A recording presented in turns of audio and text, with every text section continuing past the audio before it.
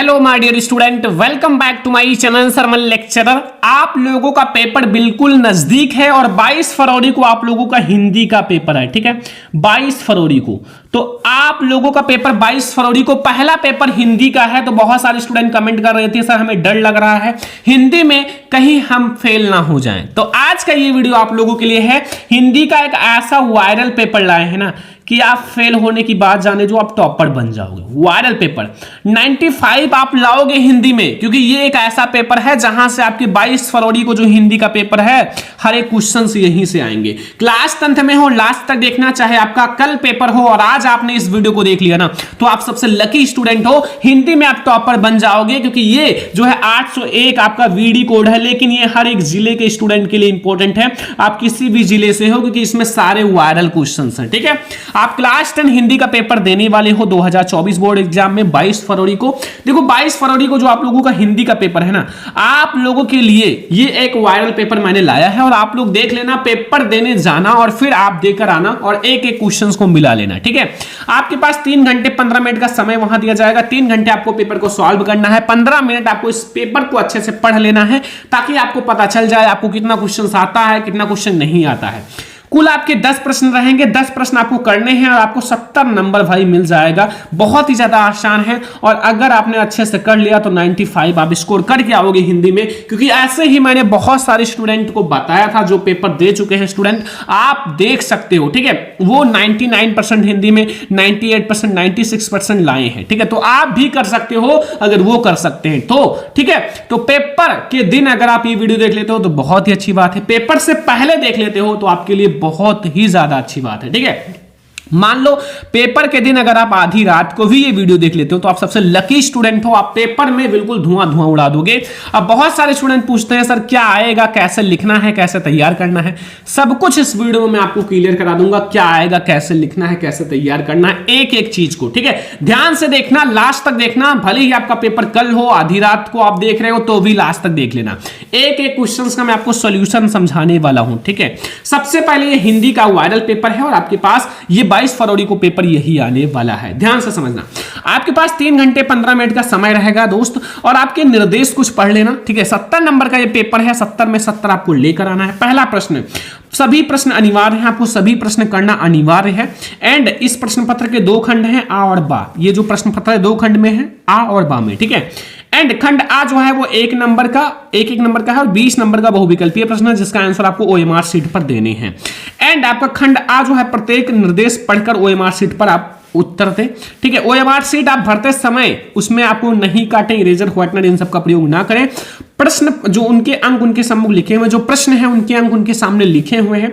खंड बा 50 अंक का वर्णात्मक प्रश्न है और खंड बा जो है सभी प्रश्न आपको एक साथ ही करें और प्रश्न आपको प्रथम प्रश्न से आरंभ कीजिए, अंतिम प्रश्न तक जाइए। जो प्रश्न ना आए उसमें अपना समय मत नष्ट कीजिए, क्योंकि आपको 3 घंटे 15 मिनट का ही समय दिया जाएगा। अगर आप कहो कि 3 घंटे 16 मिनट हो जाए तो नहीं, आपसे कॉपी छीन ली जाएगी वहां। ठीक है, और आपसे कॉपी ले लेंगे। तो ध्यान रखना, समय मैनेजमेंट करना, आप वॉच लगा लेना। ठीक है, नॉर्मल वॉच, ठीक है, स्मार्ट वॉच नहीं। और आप वहां अपने टाइम को फिक्स कर लेना, हमें 10 मिनट में गद्यांश सॉल्व करना, 10 मिनट में पद्यांश, 20 मिनट में ऑब्जेक्टिव। ऐसे आप डिवाइड कर लेना घर पर ही और आप वहां अच्छे से सॉल्व कर लेना, 20 मिनट आप लास्ट में छोड़कर। तो चलो हम लोग देखते हैं एक एक क्वेश्चन को। देखो सबसे पहले हम लोग देखेंगे खंड आ जो कि आप लोगों का है बहुविकल्पीय प्रश्न। 20 में 20 हम लोग लेकर आएंगे। ठीक है, 20 में 20 हमें लाना है। ठीक है, तो बहुविकल्पीय प्रश्न में जो आपको वस्तुनिष्ठ प्रश्न, सबसे पहले हम लोग जो बहुविकल्पीय प्रश्न वो देखेंगे। पहला प्रश्न, उपन्यास भूले बिसरे चित्र के लेखक हैं। जो हमारा उपन्यास है भूले बिसरे चित्र, उसके लेखक कौन है? प्रेमचंद्र, यशपाल, भगवती चरण वर्मा, वृंदावन लाल वर्मा। ठीक है, तो आपको मैंने कई बार पढ़ा रखा है कि जो हमारा उपन्यास भूले बिसरे चित्र है उसके लेखक हैं भगवती चरण वर्मा जी। कौन है? भगवती चरण वर्मा। ये 1 नंबर आपका फिक्स हो गया। ठीक है, दूसरा क्वेश्चन, शुक्लोत्तर युग के प्रमुख कहानीकार हैं। जो शुक्लोत्तर युग है उसके प्रमुख कहानीकार, 1 नंबर फिक्स हो जाएगा अगर आपने सही बताया। इलाचंद्र जोशी, मोहन राकेश, काका दोनों या इनमें से कोई नहीं, तो वो हमारे हैं इलाचंद्र जोशी जी और मोहन राकेश दोनों। तो विकल्प का और खा दोनों सही है। तीसरा क्वेश्चन है, सूरज का 7वां घोड़ा हिंदी साहित्य की कौन सी विधा है? 1 नंबर का ऑब्जेक्टिव है। सूरज का 7वां घोड़ा जो है वो हिंदी साहित्य की कौन सी विधा है? निबंध विधा, डायरी विधा, उपन्यास विधा, कविता विधा। तो ये हमारा जो है वो एक उपन्यास विधा की रचना है। किस विधा की है? उपन्यास विधा की रचना है, याद रखना। ठीक है, बहुत इंपॉर्टेंट है। क्वेश्चन नंबर 4 है, आधुनिक काल की समय सीमा कब तक है? आधुनिक काल की समय अवधि 1850 से 1900 तक, 1900 से 1920 तक, 1900 से 1989 तक, या 1943 से अब तक। तो मॉडर्न युग अब तक भी है, यानी कि अभी तक हमारा है, तो 1843 से वर्तमान तक हमारा है, ठीक है। त्यागपत्र किस विधा की रचना है? त्यागपत्र हमारा जीवनी विधा, नाटक विधा, उपन्यास विधा, निबंध विधा। तो त्यागपत्र जो हमारा है वो किस विधा की रचना है? त्यागपत्र भी हमारा उपन्यास विधा की ही रचना है। किस विधा की है? उपन्यास विधा की रचना है, ठीक है। अगला क्वेश्चन, रसखान किस काल शाखा के कवि हैं? रसखान जी रीति काल कृष्ण शाखा, भक्ति काल निर्गुण भक्ति शाखा, भक्ति काल सगुण भक्ति शाखा, इनमें से कोई नहीं। तो जो हमारा रसखान जी हैं वो हमारे भक्ति काल सगुण भक्ति शाखा के कवि हैं। किसके? भक्ति काल सगुण भक्ति शाखा, ठीक है। तो ये हमारा हो चुका है 6 क्वेश्चंस, और 6 में 6 आपने क्लियर कर ही लिया। 7 नंबर क्वेश्चन, छायावाद युग के प्रमुख लेखक हैं यशपाल, वृंदावन लाल वर्मा, राम कुमार वर्मा या भारतेंद्र हरिश्चंद्र? तो भाई छायावाद युग के प्रमुख लेखक हमारे राम कुमार वर्मा जी हैं। कौन है? राम कुमार वर्मा जी, ठीक है। छायावाद युग के प्रमुख लेखक हमारे राम कुमार वर्मा जी हैं। द्विवेदी युग की कलावधि, कलावधि का मतलब समय सीमा होता है, याद रखना समय सीमा कब से कब तक, ठीक है। 1850 से 1900 तक, 1900 से 1918 तक, 1971 से आज तक, या 1918 से 1936 तक। तो भैया द्विवेदी युग 1900 1918 तक है, ठीक है। 1919 से 1918 तक। नेक्स्ट क्वेश्चन 9 नंबर, अद्भुत आलाप के कवि हैं। अद्भुत आलाप के कवि कौन है? महावीर प्रसाद द्विवेदी, मैथिली शरण गुप्त, भारतेंद्र हरिश्चंद्र, हरिबोध। तो अद्भुत आलाप के जो कवि हैं वो महावीर प्रसाद द्विवेदी जी हैं। कौन है? महावीर प्रसाद द्विवेदी जो हैं वो अद्भुत आलाप के कवि हैं, ठीक है। तो 9 क्वेश्चंस आपको समझ में आ गया। इसमें कोई भी दिक्कत, कोई भी कंफ्यूजन नहीं होगा, क्योंकि इसमें जो भी क्वेश्चंस हैं वो बहुत ही ज्यादा इंपॉर्टेंट है, और आपको पेपर में ये सारे क्वेश्चंस मिलेंगे। आपको ये एक एक नंबर का जो क्वेश्चन है बिल्कुल हलवा लगेगा पेपर में, ठीक है, अगर आपने पूरा देख लिया तो। यामा के रचयिता का नाम, यामा के रचयिता कौन है? सुभद्रा कुमारी चौहान, मीराबाई, महादेवी वर्मा, अशोक वाजपेयी, 1 नंबर का है। तो यामा के जो रचयिता हैं वो है महादेवी वर्मा जी। कौन है? महादेवी वर्मा जी जो हैं वो यामा के रचयिता हैं। तो 10 क्वेश्चन हम लोगों ने देख लिया।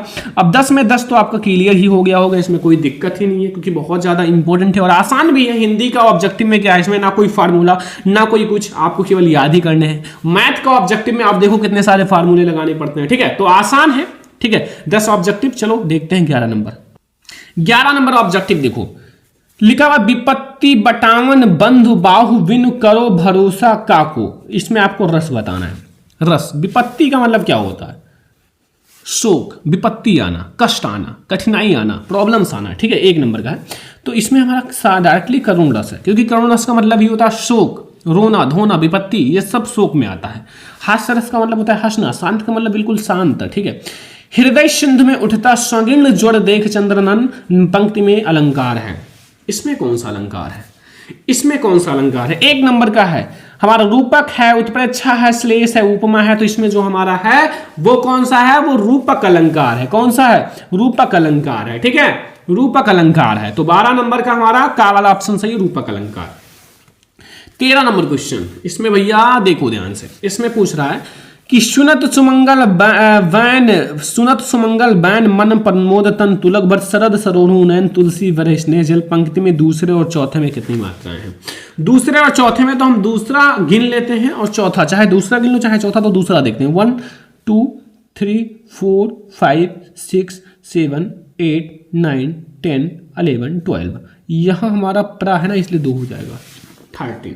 13 13 मात्राएं हैं, ठीक है, 13 मात्राएं, ठीक है, 13 मात्राएं हमारी होंगी। क्योंकि अगर आप जोड़ा देखो तो 13 है एक में, तो दूसरे में भी 13 होगा। 11 होता तो 11 होता, 20 होता तो 20। तो ये सब तो नहीं है, बस 11-13 में ही डिफरेंस होता है, दोनों में ही कंफ्यूजन रहता। तो 1 नंबर ये क्लियर।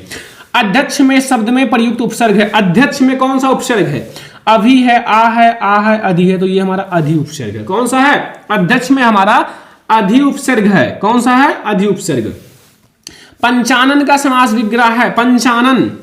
पंचानन का मतलब होता है 5 सिरों का समाहार। क्या होता है? 5 सिरों का समाहार, ना कि 5 पल्लों, 5 पात्रों, 5 तथ्यों, ये सब नहीं, 5 सिरों का समाहार पंचानन का मतलब, ठीक है, समझ में आया। 16 नंबर क्वेश्चन, सुहाग शब्द का तत्सम रूप है। सुहाग का तत्सम रूप, ये भी 1 नंबर आपका क्लियर हो जाएगा। स्वामी होगा, सौभाग्य होगा, सुहागा होगा, दुर्भाग्य होगा। तो सुहाग का जो तत्सम रूप होगा वो हमारा क्या होगा, वो होगा सौभाग्य। क्या होगा, सौभाग्य। ठीक है, तो सुहाग का जो तत्सम रूप होगा वो सौभाग्य होगा। अगला क्वेश्चन, युष्माभि रूप है युष्मद का, युष्मादि रूप है युष्मद शब्द का, तो इसमें आपको बताना तृतीय विभक्ति बहुवचन है या पंचमी विभक्ति बहुवचन, सप्तमी विभक्ति द्विवचन या द्वितीय विभक्ति एकवचन। तो इसमें जो हमारा है वो तृतीय विभक्ति बहुवचन है। क्या है, तृतीय विभक्ति बहुवचन। ये भी 1 नंबर का ऑब्जेक्टिव है, ये हमारा तृतीय विभक्ति बहुवचन है, बहुत ज्यादा इंपॉर्टेंट है। 17 क्वेश्चन। ठीक है, 18 नंबर क्वेश्चन, निम्नलिखित में से मिश्र वाक्य है। मिश्र वाक्य कौन सा है, आमानी आई और पढ़ने बैठ गई, बच्चे दूध पीकर सो गए, अध्यापक के सामने सब शांत रहते हैं, जो झूठ बोलते हैं उन पर कोई विश्वास नहीं करता, मत करो। तो ये हमारा यही है, इसमें मिश्र वाक्य है भाई, जो झूठ बोलते हैं उन पर विश्वास मत करो, यही हमारा है। ठीक है, अगला 19 नंबर, अध्यापक द्वारा कक्षा का जायजा लिया गया, वाच्य है, इसमें कौन सा, देखो अध्यापक द्वारा, द्वारा आ गया तो हमारा ये ऑब्जेक्टिव है, ऑब्जेक्ट। ठीक है, सॉरी ऑब्जेक्ट है, तो इसलिए हमारा कर्म होगा। ऑब्जेक्ट का मतलब कर्मवाच्य, कर्ता सब्जेक्ट नहीं है इसमें।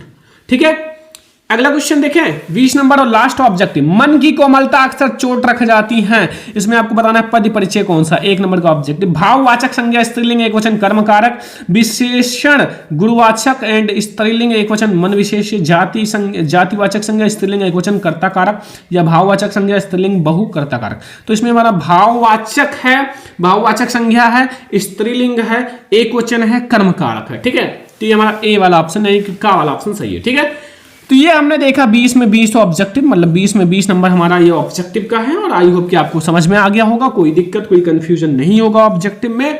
अब आप लोगों को और भी समझना जरूरी है जो नेक्स्ट आते हैं। ठीक है, तो ऑब्जेक्टिव तो समझ में आ गया होगा क्योंकि ऑब्जेक्टिव बहुत आसान होते हैं। अब हम लोग देखते हैं जो आपको कॉपी में लिखना है वो क्वेश्चन।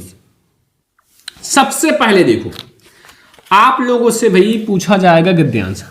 खंड बा में आपका वर्णात्मक प्रश्न में सबसे पहले 6 नंबर का आपका आएगा गद्यांश। क्या आएगा, गद्यांश। ठीक है, गद्यांश का मतलब होता है जो आपका गद्यांश होता है। ठीक है, बुक में दिया रहता है।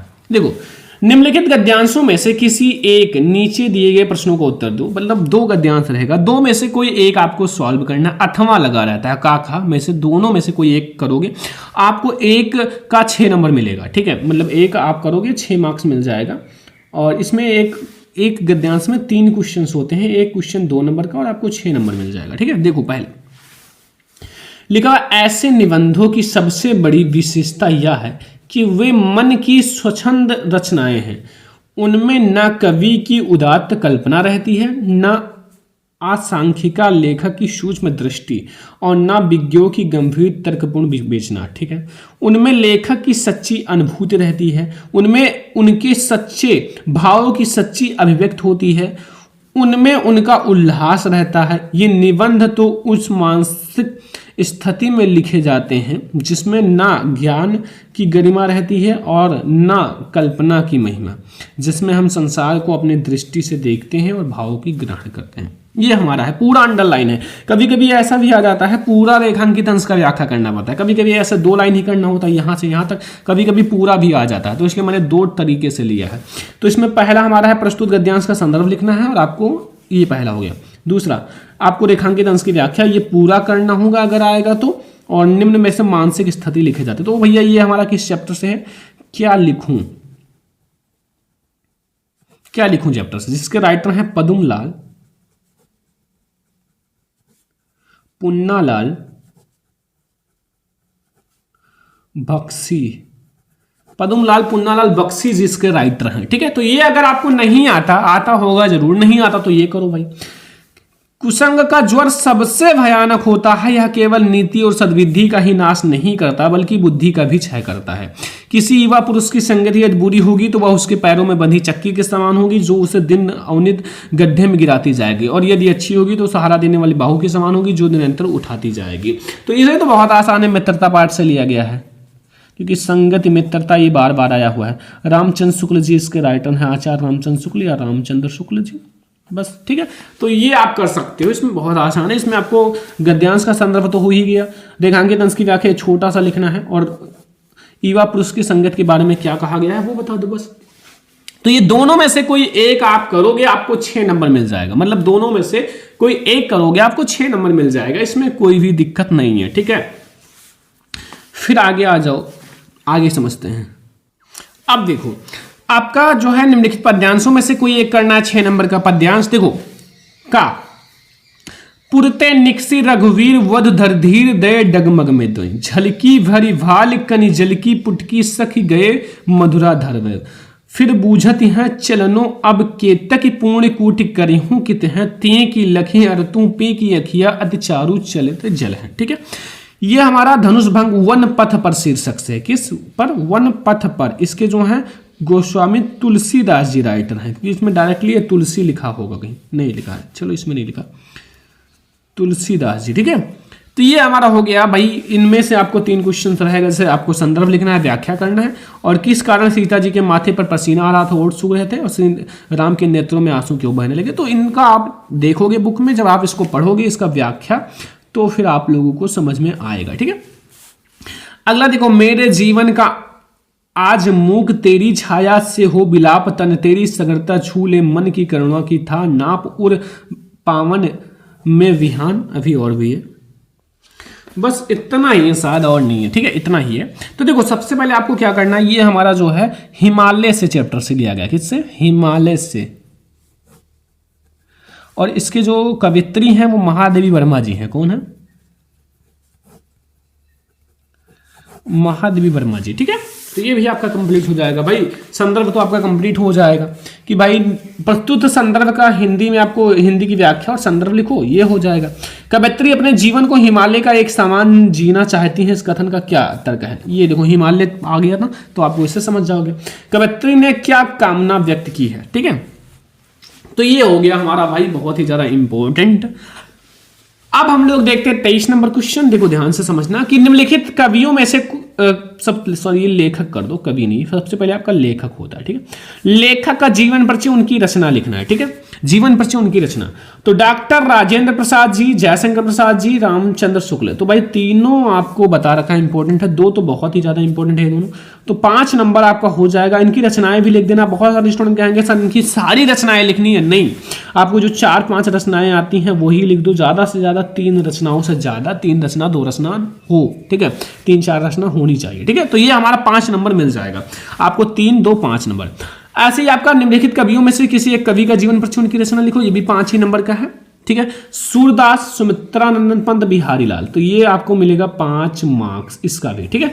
तो आप ये कवि में से कोई एक लिखोगे 5 नंबर मिल जाएगा। तो जिसका आता है उसका लिखो। तुलसीदास जी का भी पढ़ लेना, याद रखना। 24 नंबर क्वेश्चन लिखा, निम्नलिखित संस्कृत गद्यांशों में से किसी एक का संदर्भ लिखिए और हिंदी में अनुवाद कीजिए। संदर्भ भी लिखना है और हिंदी में अनुवाद, 5 नंबर मिलेगा। लिखा पहला, 2 में से कोई एक करना है। लिखा ऐसा नगरी भारतीय संस्कृति संस्कृत भाषा नाम केंद्रम स्थली अस्ति एत एवं संस्कृत भाषा नाम संस्कृत आलोका सर्व प्रसिद्ध मोगल युवराज दारा सिको अध्ययन भारतीय दर्शन शास्त्रम अध्ययनम अकरोत् सा तेषां ज्ञानम तथा प्रवेशम अभवत यत तेन उपनिषद भारती भाषा में अनुवाद करता। ये आपको 5 नंबर मिलेगा, आपने अनुवाद कर दिया, वाराणसी पाठ से है, वाराणसी पाठ से, ठीक है। अब देखो अगर नहीं आता दूसरा कर सकते हो। लिखा हुआ है एकदा बहवा जना धूमयाम, मतलब रेलगाड़ी होता है, अयम नगरम प्रति गच्छन्ति सम तेषु कसीदम ग्रामीणः केचिद नागरिकः आसन मौन स्थितेषु तेषु एकः नागरिकः ग्रामीण उपासत आकथत ग्रामीणा अदन पूर्णतम आशिक्षितः आज्ञानतम च तेषा विकासा अभवत ना चा भवंत सुक्रेंद्र, ठीक है। तो इसको पढ़ो और आपको मिल जाएगा 5 नंबर। दोनों में से कोई एक करो भाई, दोनों में से कोई एक ही करना है। अब खा देखो, निम्नलिखित पद्यांशों में से किसी एक का संदर्भ हिंदी अनुवाद 5 नंबर। देखो उत्तरम यत समुद्र से हिमालयम दक्षिणम वर्ष तद भारतम नामम भारतीयत्र संतति, ठीक है। तो ये हमारा संस्कृत का पद्यांश है, बहुत ही ज्यादा इंपॉर्टेंट है, इसको भी आपको करना ही है, ठीक है। तो आई होप कि आप इसे कर दोगे क्योंकि बहुत ही ज्यादा आसान है। तो अब हम लोग देखते हैं अगला क्वेश्चन। देखो इसका जो आंसर है, मतलब व्याख्या वैसे आप समझ लो। लिखा है उत्तरम यद समुद्र से हिमालय दक्षिणम। देखो इसका मतलब है कि समुद्र के उत्तर में और हिमालय के दक्षिण में जो देश स्थित है वह भारतवर्ष है, जिसकी संतान भारतवासी है, ठीक। इसका यही व्याख्या है छोटा सा, ठीक है। अब इन्हों में से दोनों में से कोई एक करना, मैंने एक बता दिया, वही कर देना, ठीक है। अब देखो लिखा हुआ है गा वाला, अपनी पाठ्य पुस्तक में से कोई एक कंठस्थ श्लोक लिखो। एक श्लोक आप लिखोगे 2 नंबर मिल जाएगा भाई, कोई एक श्लोक लिख दो, ठीक है, जो इस प्रश्न पत्र में ना हो, इन दोनों को छोड़कर। जैसे आप बहुत सारे हैं, बंधनम मरणम जय प्राजय उभयत्र समूवीरा वीरभाव ही वीरता, इसको लिख सकते हो। या फिर आप सर्वे भवन सुखना सर्वे संत निरामया सर्वे भद्रान पश्यन् माँ कशीजा दुर्भागा भवेत्, इसको लिख सकते हो। दोनों में से कोई एक लिख देना, ठीक है, आपको नंबर मिल जाएगा। ठीक है, तो चलो अब हम लोग देखते हैं आगे के क्वेश्चन।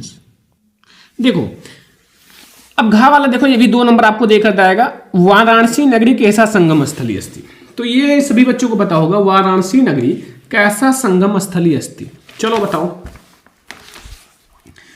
तो वाराणसी नगरी विविध धर्मान संगम स्थली है। वाराणसी नगरी जो है विभिन्न धर्मों का संगम स्थली है। चंद्रशेखरा स्वापित्व नाम किम आकथत, ये आपको बताना है। स्थोर्णस किम मुख्यादि पुरुराजा का आशित, 2 मैं बता देता हूं, कोई 2, ठीक है। पुरुराजा का आशित सभी को पता होगा, बहुत ही ज्यादा इंपॉर्टेंट है, ठीक है। तो अगला क्वेश्चन देखो, यहां ग्रामीणा का उपासत, ग्रामीणा कहा उपासत, तो ये हमें 5 में से कोई 2 ही करना है, ठीक है। अगला क्वेश्चन यहां देखो, अब आपकी चचेरी दीदी, ठीक है, सॉरी दीदी कॉलेज में दाखिला लेना चाहती हैं, किंतु आपके चाचा जी आगे की पढ़ाई ना करवाकर उनकी शादी कराना चाहते हैं। इस बारे में आप अपने चाचा को समझाते पत्र लिखो। 4 नंबर का है। एक और आएगा शुल्क मुक्ति पर, ठीक है, शुल्क मुक्ति पर, दोनों में से कोई एक करना है, ठीक है। 26 है, किसी एक विषय पर आपको निबंध लिखना है। 7 नंबर का निबंध है, परिश्रम सफलता की कुंजी है, भारतीय किसान का जीवन और भारत जनसंख्या वृद्धि का विषय, भारतीय नारी सशक्तिकरण, मेरे प्रिय साहित्यकार मुंशी प्रेमचंद्र। तो इनमें से कोई एक लिख दो भाई, 7 नंबर आपको मिल जाएगा। लास्ट में आप लोगों से 27 नंबर पूछा जाता है कि निम्नलिखित प्रश्नों में से स्वपठित खंड काव्य, किसी एक खंड काव्य का उत्तर लिखो, 3 नंबर का। अगर पूजा आता है, अगर पूजा लिखो। तुमुल आता है, तुमुल लिखो। जय सुभाष आता है, इसको लिख दो। मुक्ति दूत या ज्योति जवाहर या कर्मवीर या मेवाड़ मुकुट, आगे भी है थोड़ा सा भी हमारे यहाँ। मातृभूमि पर लिख सकते हो या फिर कर्ण खंड काव्य, ठीक है। तो कोई एक लिखना है, आपके जिले में जो आए आप देख लेना अपने गाइड में, ठीक है, तो वो आप लिख देना। ये पूरा हिंदी का पेपर है, मैंने आपको 70 नंबर का पेपर समझा दिया, और आई होप अगर ये समझ गए होंगे तो आप मैंने पूरा लगभग समझा दिया है, ठीक है, संदर्भ वगैरह सब कुछ, तो आप लिख सकते हो, ठीक है।